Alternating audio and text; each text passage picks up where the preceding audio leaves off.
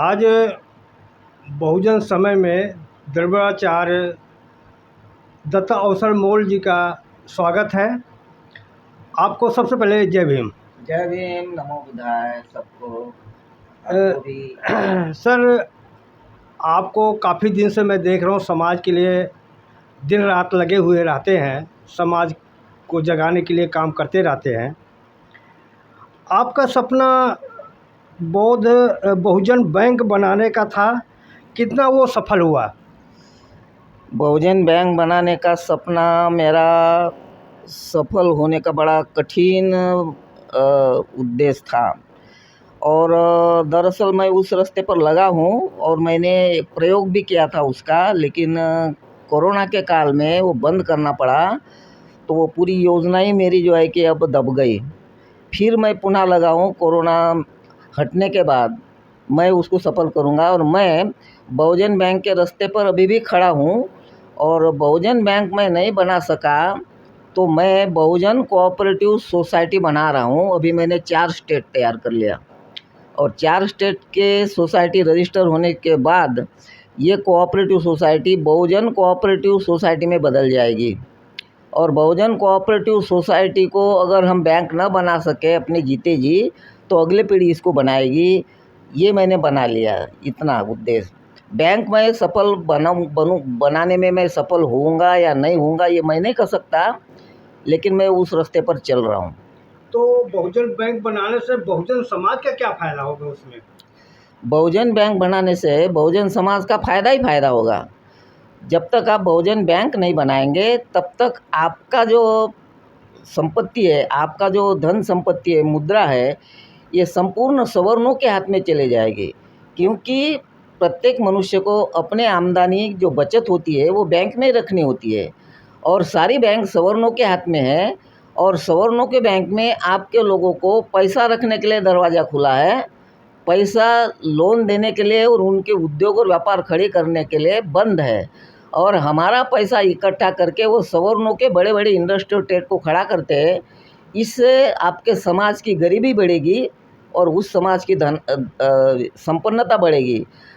संपन्नता बढ़ने से वो वर्ग आपके लोगों को खरीदने योग्य बन जाएगा और आपके लोग बिकाऊ बनेंगे, तो ये लोकतंत्र भी आपका सफल नहीं होगा। इतनी बड़ी बहुजन बैंक के साथ रहस्य जुड़ा हुआ है।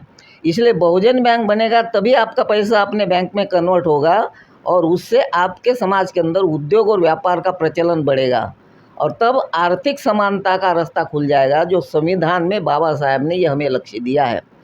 बहुजन बैंक जब तक आप नहीं बनाएंगे तब तक इस देश में आपका मार्केट भी नहीं खुल सकता, बहुजन मार्केट भी आपका नहीं बन सकता। और बहुजन मार्केट आपका नहीं बनता तो बैंकों के माध्यम से तो रुपया सवर्णों के हाथ में जा ही रहा है, आपका मार्केट के माध्यम से भी बहुत बड़े पैमाने अरबों खरबों का संपत्ति और मुनाफा आपके परिश्रम के पैसा से सवर्णों के पॉकेट में जा रहा है। उनका यहाँ साम्राज्य बढ़ रहा है और आप लोगों का साम्राज्य डूब रहा है। बहुजन बैंक की स्थापना के बाद बहुजन मार्केट की भी स्थापना होगी और बाजार के क्षेत्र में भी बहुजन समाज यूनाइट होगा। जैसे वोटों के क्षेत्र में बहुजन समाज यूनाइट होने का एक नया रास्ता माननीय कांशीराम ने बना दिया, उसी तरह नोट यूनाइट करने के मार्ग भी आपका खुलना चाहिए था। इसके पीछे मेरी ये योजना थी। बहुजन बैंक बनाना इतना कोई छोटा लक्ष्य नहीं है, वो बहुत बड़ा लक्ष्य है वो। अच्छा, तो इसका आपका आशंका है कि जो बैंकें हैं अभी, तो वो बंद होने के कगार पे या सवर्णों के कगार पे जाने के, आपका क्या आशंका है? सरकारी बैंक बंद हो सकती है क्योंकि सरकार को तो जो पूंजीपति पहले से बैठे हैं उन लोगों को कब्जा देना है पूरे देश के संसाधनों पर। सरकार के हाथ में रहेंगे ये सारे संसाधन तो आपके लोगों को नौकरी देनी पड़ेगी रिजर्वेशन के कारण। लेकिन तब ये सारे संस्थान बढ़ जाएगी, बैंक हो, बाजार हो, बड़े बड़े कंपनियां हो, बड़े बड़े सरकारी उपक्रम हो, ये बड़े बड़े उद्योगपतियों को अगर वो दे देंगे तो सारे उद्योगपति सवर्णों के हैं और सवर्णों के हाथ में आप पूरे देश की संस्था यूनाइट हो जाएगी और आप लोगों के लिए फिर मार्केट का रास्ता भी बंद हो जाएगा। इसीलिए ये बहुजन बैंक बनाना इतना आवश्यक है कि इससे आपके सारे रास्ते खुल सकते हैं। ये आपको द्रविड़ाचार्य बनाने का लक्ष्य क्या है? ये एक बहुत अच्छा प्रश्न पूछा आपने।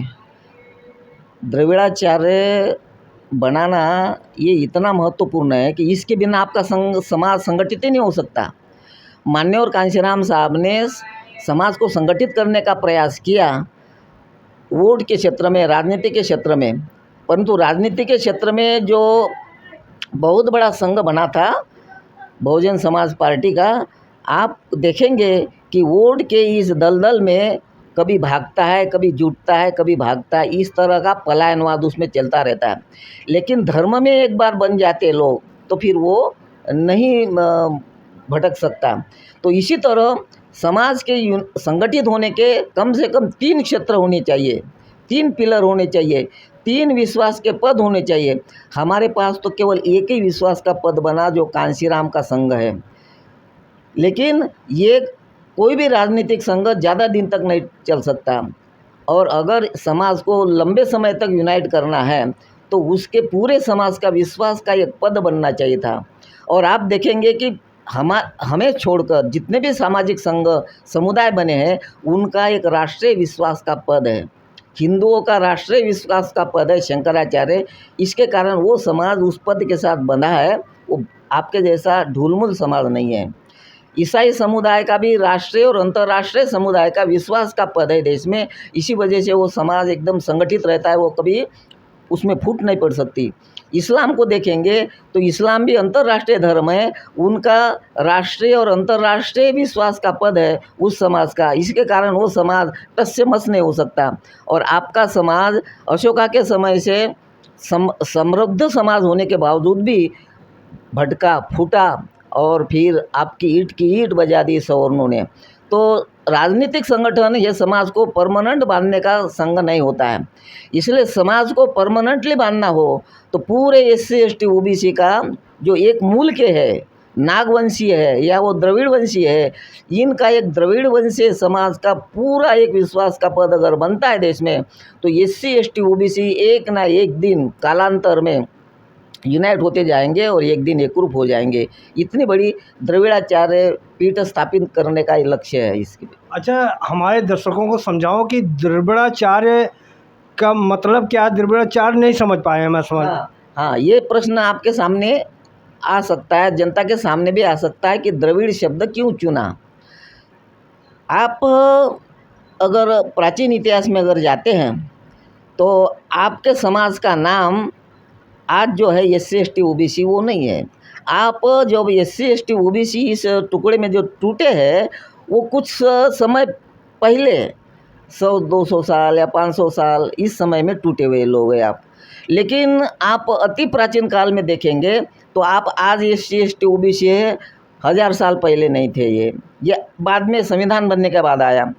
तो ये जो द्रविड़ शब्द है, ये द्रविड़ शब्द हम लोग जो SC ST OBC है इसकी मूल पहचान है। ये जब सवर्ण या आर्य जाति के लोग हमारे देश में आए थे उस समय उनके नज़रिया में हमारे लोगों का नाम द्रविड़ था। और द्रविड़ शब्द ये पाली भाषा के शब्द है। द्रविड़ शब्द द्रव्य से बना है। द्रव्य माने संपत्ति, धन, साधन या मुद्रा।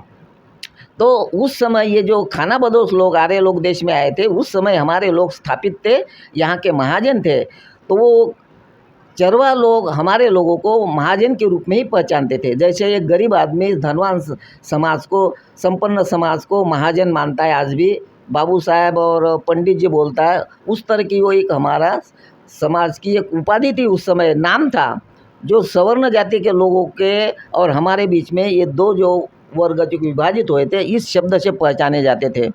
तो हमारा समाज का नाम प्राचीन में नागवंश मिलता है, या उसके पीछे जाएंगे तो द्रविड़ शब्द हमारे समाज का है। तो हमारे समाज को अगर हमें यूनाइट करना है, टूटे हुए समाज को, तो उतने प्राचीन समय में जाकर हमें अपना नाम ढूंढना होगा। तो नाम आपका पूरे समाज का द्रविड़ है। हम लोग द्रविड़ वंशीय लोग हैं मूलतः। तो द्रविड़ वंशीय लोग का मतलब हम महाजन लोग हैं, यहाँ के श्रेष्ठ लोग हैं। और उन द्रविड़ों का आचार्य मतलब विश्वास का पद या एक गुरु का पद होता है संदेश देने वाला, वो द्रविड़ाचार्य होगा। आचार्य मतलब आचार्य और द्रविड़ मतलब द्रविड़ों का आचार्य। तो जैसे शंकराचार्य ऐसे, हालांकि ये शब्द हम लोग बदल सकते हैं लेकिन आज तो हमने इसको तय किया है कि SC/ST OBC जो द्रविड़ मूल का समाज है, इसका एक विश्वास का पद हो जो अखंड चलता रहे, और तब जाके समाज हमारा बन जाएगा। सर, ये भंते लोग जो होते हैं, ये मैरून कलर या पीला कलर में पहनते हैं, तो आप उसी भेष में आप नीला कलर पहनते हैं, इसका इसका क्या रीजन है? सवाल ये है कि बौद्ध काल में ये जो भगवा वस्त्र पहनने की जो परंपरा थी, तो बुद्ध से चली, और इस पोशाक के साथ, इस कपड़े के साथ विचार भी जुड़ा है। तो इस पोशाक के साथ ये विचार जुड़ा है कि ये समाज शांति प्रिय समाज है, ये समाज शस्त्र नहीं उठाएगा, ये अपने दुश्मनों से भी दुश्मनी नहीं करेगा, मित्रता करेगा। तो इस पोशाक में रहने वाले जो भिक्षु है, वो समाज को शांति का ही संदेश देते हैं। लेकिन ऐसे समाज को शांति का संदेश देने मतलब जो है कि उसको परमानेंटली गुलाम बना रहना है। जो बहुजन समाज, SC/ST OBC के लोग एक बार जो गुलाम बने हैं और पूरा देश परवंशियों के हाथ में चला गया, और आज उसको जो लेना है, तो शांति का पाठ ये काम नहीं करेगा। और ये मैरून कपड़े पहनने वाले लोग शांति के अलावा कुछ कह ही नहीं सकते, क्योंकि उनका मर्यादा है वो। तो ये जो हमारा देश का कब्जा लेने की बात चल रही, 15-25 का शासन पैदा करने की बात चल रही है, ये बाबा साहब आम्बेडकर का रंग है। ये बाबा साहब आम्बेडकर रंग उसके बाद आया, ये सुधारवादी है। हमें कुछ बुद्ध के समय की जो कुछ परंपराएं है, उसको बदल के, उसको संशोधन करके इस देश का हुक्मरान समाज बनाना है। मतलब इस देश के बहुजन समाज को साम्राज्यवादी समाज बनाना है। वो शांति प्रिय तो रहेगा, लेकिन साम्राज्य के कीमत पर शांति नहीं स्थापित करेगा वो। तो इस तरह का संशोधन के साथ जब हम प्रचारक आए हैं, वो नीले ड्रेस में रहेंगे। ये क्रांति का चिन्ह है नीला ड्रेस, और पीला ड्रेस है शांति का था। इसीलिए अब हमारे लोगों को तो चाहिए, हमें सत्ता लेनी है, चाहे कैसी ही लेनी है, चाहे युद्ध भी करना पड़े। इसके लिए समाज को हमेशा तैयार रहना पड़ता है, क्योंकि समाज को कभी कभी युद्ध का सामना करना ही पड़ता है। और पूरी तरह से शांति का ही पाठ देने वाला जो होगा प्रचारक समाज में होगा, तो उससे समाज भीरू बनता है, पलायनवादी बनता है, और वो संघर्ष का मुकाबला करने के बनिस्पत तो भागने की कोशिश करता है। तो हमारा समाज भगोड़ा समाज बन गया था। तो इस समाज को शूरवीर समाज बनाना है, तो कुछ परंपराओं का संशोधन हमें करना पड़ेगा। इसके कारण हमने ये ड्रेस लिया। तो द्रविड़ाचार्य का वेश जो है, और उसका सिंबल जो है कि नीला कलर ही होगा।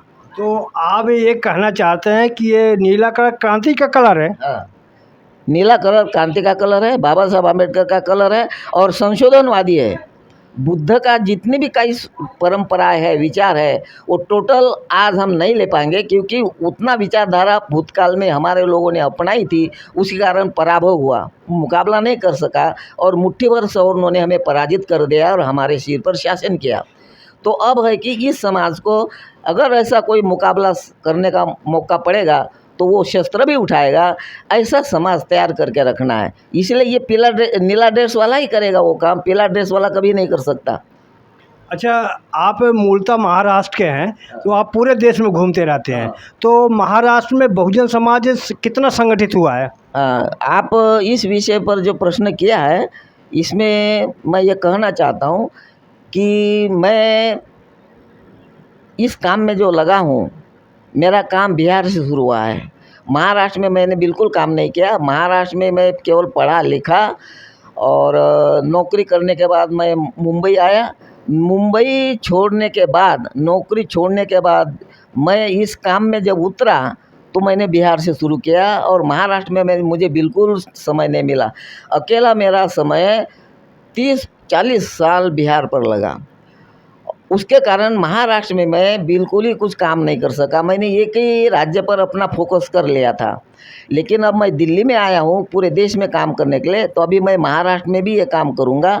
हालांकि महाराष्ट्र विचारधारा के क्षेत्र में, प्लेटफॉर्म पर, आम्बेडकरवादी विचारधारा के प्लेटफॉर्म पर, वो तो सबके अग्रणी है ही है, उसको मुझे कुछ सिखाना नहीं है। लेकिन मेरी ये जो द्रविड़ाचार्य की जो मिशन है, ये स्थापित करने के लिए मैंने अभी तक वहाँ टाइम नहीं दिया। मैं अभी दिल्ली में रह रहा हूँ, और दिल्ली से रहकर महाराष्ट्र में जितना हो सके उतना ही करूँगा। अभी मेरा समय भी बहुत निकल चुका है, तो मैं अभी जो भी स्टेट मेरे पहले से बन चुके हैं मैं उस पर ही ज़्यादा फोकस करूँगा और महाराष्ट्र में जितना हो सके उतना करूँगा। हालांकि मैं ये कहना चाहता हूँ कि दूसरे राज्यों को जिस तरह तैयार करना है उस तरह महाराष्ट्र को तैयार करने की ज़रूरत नहीं, वो पहले से बना हुआ है, क्रांतिकारी भी है, उसके अंदर युद्ध तत्व भी भरे हुए हैं, वो शस्त्र भी उठाने के लिए तैयार है और सारे परिवर्तन हिंदुत्व का कर लिया वो देवी देवता। और हमारे यहाँ गांव-गांव में बुद्ध विहार भी बन रहे हैं। तो इस तरह का बेसिक तत्व तो सब कुछ बन ही चुका है, तो फिर मैं महाराष्ट्र पर ज़्यादा फोकस करूँ तो किसी की ज़िंदगी तो परमानेंटली हज़ारों साल होती नहीं है, थोड़े से अपने अवधि में पूरी करनी है। तो मैं सोचता हूँ कि जहाँ मैंने काम किया है वहीं मैं अधिक जोर दूँ। महाराष्ट्र पे मैं आते जाते रहूँगा तो थोड़ा सा संदेश उधर भी दे दूँगा, लेकिन मैं ये व्रत नहीं ले सकता कि महाराष्ट्र में भी मैं वैसा ही काम करूँगा, ये मैं कर नहीं सकता। अच्छा, एससी एसटी पे ज़्यादातर अत्याचार होते हैं, इसके पीछे क्या कारण आप मानते हैं? एससी एसटी पर अत्याचार होते हैं, पहला कारण तो ये है कि इसके लिए कारण कुछ नहीं है।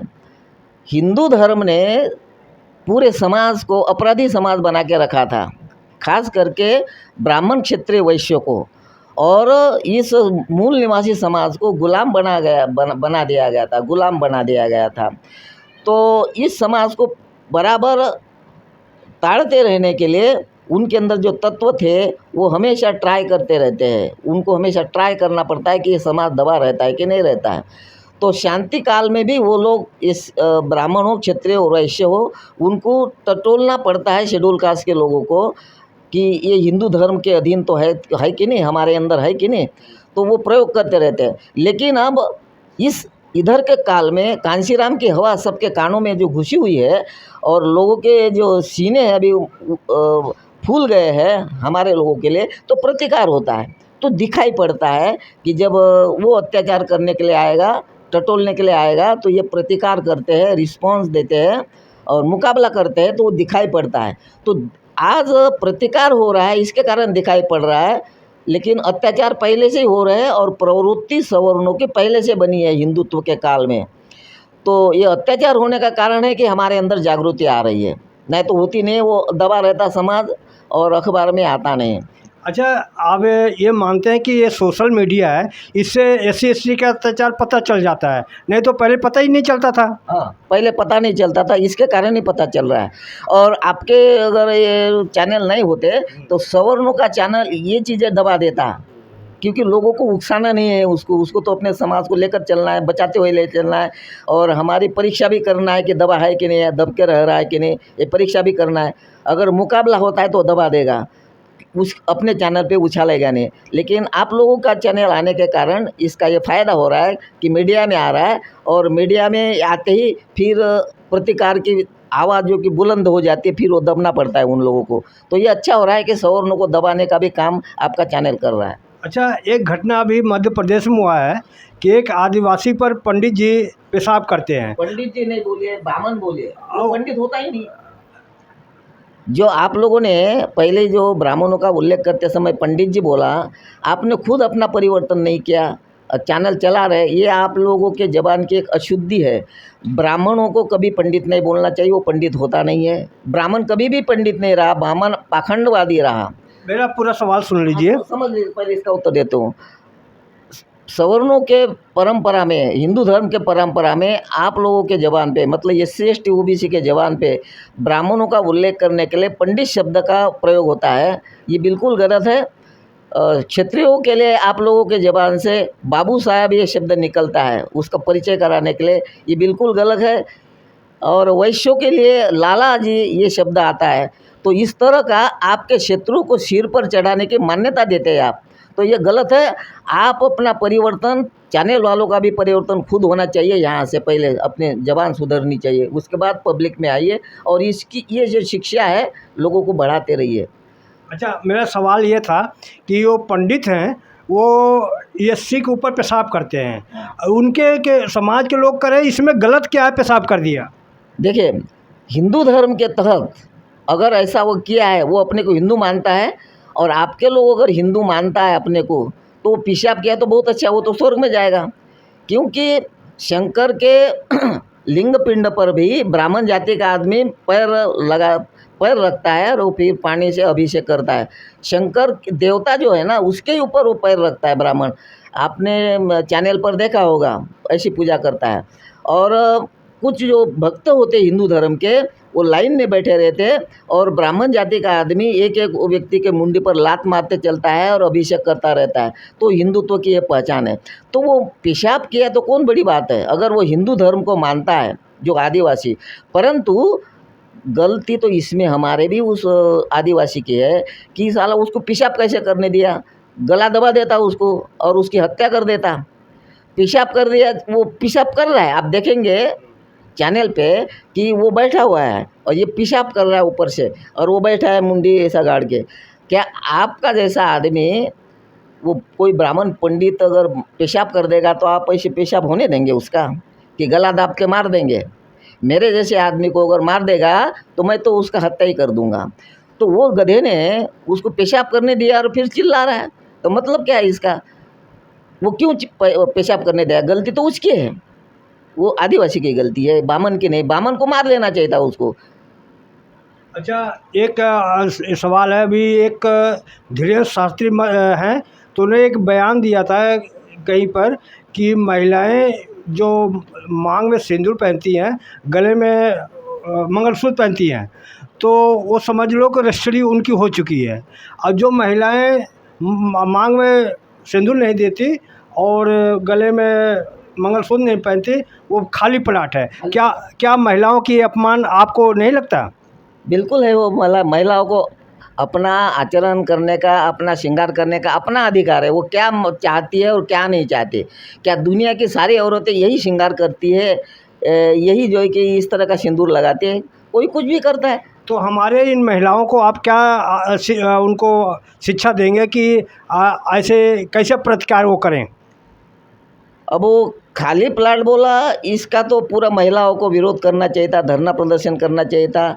और महिलाएं अगर ऐसा करती है तो हिंदुत्व का विरोध हो जाएगा, मतलब हिंदू खत्म होने लग जाएगा। लेकिन सुंदरता की दृष्टि से औरतें अगर करती है, उससे सुंदरता बढ़ती है उनकी, तो उनकी मर्जी है।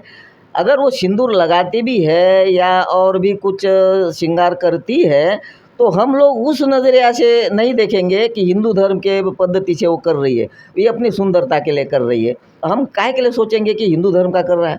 बहुत पुराने समय से प्राचीन प्रथा जब आती है तो वो व्यवहार में बदल जाती है। वो कोई ज़रूरी नहीं है कि वो हिंदू धर्म का एक सिंबल है करके ऐसा मानने की कोई ज़रूरत नहीं। अगर औरतों को लगता है कि मैं सुंदर दिखती हूँ, ऐसा लगाने से, ऐसा करने से, ठीक है, छोड़ती है तो छोड़ती है। खाली प्लाट का कोई मामला नहीं है, ऐसा कोई ज़बरदस्ती नहीं है, जो जैसे चाहे वैसे करे। तो आपको महिलाओं को ये चीज़ में उनको अपमान किया उन्होंने? हाँ, अपमान किया और इसका निषेध करना चाहिए। औरतों को सड़क पर आके और प्रदर्शन करना चाहिए। तो मैं आपको द्रविड़ाचार्य कहूँ या भंते जी कहूँ, या क्या आपको बुला सकता हूँ? मुझे द्रविड़ाचार्य, मैं हूँ ही द्रविड़ाचार्य। मैं भारत का पहला द्रविड़ाचार्य हूँ और मैंने एक द्रविड़ाचार्य पैदा किया। ऐसे 6 द्रविड़ाचार्य पैदा करने हैं मुझे। 2 इसी में करना है, 2 ओबीसी में करना है और 2 ट्राइब में करना है। तो एक हमारा अम्बाला में रहता है, संघ का महासंघाचार्य हो गया, वो द्रविड़ाचार्य बने। और अभी कुछ ओबीसी के लोगों को मैं बिहार में बना रहा हूँ। तो ये 6 द्रविड़ाचार्य पूरे देश में हम बनाएंगे। सवर्णों के 4 शंकराचार्य हैं, हमारे 6 द्रविड़ाचार्य होंगे। हमारी संख्या ज़्यादा है, इसके कारण हमें उनको कंट्रोल करने के लिए हमें 6 द्रविड़ाचार्य पैदा करना है। तो मैं द्रविड़ाचार्य हूँ, पहला द्रविड़ाचार्य हूँ। और ये द्रविड़ाचार्य पैदा न करने की भूल अशोका ने की थी। अशोका का साम्राज्य इसी का कारण डूबा। अगर उस समय समाज को संगठित करने का, बौद्धों का अगर राष्ट्रीय पद अगर पैदा किया हुआ होता, तो अशोका का साम्राज्य नष्ट करने के बाद द्रविड़ाचार्य बढ़ता किंवा बौद्धाचार्य बसता, वो आदेश देता समाज को युद्ध की, तब जाके ब्राह्मणों का प्रतिकार हो जाता, फिर शस्त्र उठाता समाज, और ये दिन देखने को नहीं मिलते। तो ये गलती हमारी है। ये बौद्ध धर्म के अंदर अशोका के साम्राज्य की गलती है कि उसने बहुजन समाज को संगठित करने के लिए उसके समाज का विश्वास का पद एक खड़ा नहीं किया था, जो कमी मैंने अभी पूरी कर ली। अच्छा, एक अंतिम सवाल है कि जो लोग आरक्षण का विरोध करते हैं, तो क्या उनको धन, धरती और व्यापार में बराबर बांट देना उचित है? वो आप क्या समझते हैं? आरक्षण का विरोध हमारे देश में सब कुछ हमारा है, इसमें आरक्षण की क्या बात है। ये तो हमें आरक्षण दिया जब हम सब कुछ खो चुके थे। वैसे इस देश का सब कुछ हमारा है। सवर्णों को हम जो देना चाहेंगे वो उनको हम देंगे, वो कुछ नहीं, उसका हम जो मान्य करेंगे वो है। लेकिन आज स्थिति ये है कि हमारा संपूर्ण सफाया हो गया था, तो उस ऐसे परिस्थिति में बाबा साहब आम्बेडकर ने हमारा एक आरक्षण के द्वारा एक कुछ हमारी ताकत को, आर्थिक ताकत को पैदा कर दिया। अब अगर हम समझदार हैं तो हम इस देश के संपूर्ण देश को अपने हाथ में लेकर सारा आरक्षण हम अपना बना ले, पूरा देश को अपने कब्जे में ले ले, और सवर्णों को जो देना है आरक्षण हम सवर्णों को दें। वैसे तो सारा कुछ हमारा, आरक्षण का विरोध कौन कर सकता है? उसका क्या अधिकार है कि आरक्षण का विरोध करे? सब तो हमारा ही है, और हम चाहेंगे तो उल्टा उनको आरक्षण देंगे। तो ये थे दत्ता अवसर मोल जी। आज इनसे हम बातें कर रहे थे। ये हमारा प्रयास आप सबको कैसा लगा? आज दत्ता अवसर मोल से बात किया। और सर आपसे एक और विनती है कि जो इस बहुजन समय को चैनल देख रहे हैं, तो आप उनसे अपील कर सकते हैं कि इस चैनल को सब्सक्राइब, लाइक, कमेंट करें। हाँ, तो मेरे पास जब ये आया है ना, 1-2 दिन पहले से ये आने लगा, तो सब्सक्राइब कर देते हो तो मेरा जो जितना नेटवर्क है उसमें जाएगा ये। अब ये इंटरव्यू है, लोगों से अपील करें। हाँ वो जाएगा, वो करेंगे, लोग देखेंगे। अब ये ऐसा इंटरव्यू है तो खुद ही अपने से देखेंगे वो लोग। हाँ। तो धन्यवाद। ये रहे आपके बीच में दत्ता अवसर मोल जी। आप हमारा प्रोग्राम आपको कैसा लगा? आपको इस चैनल को पूरा देखें, और जो सब्सक्राइब नहीं है तो सब्सक्राइब कर लें। धन्यवाद। जय भीम, जय भारत।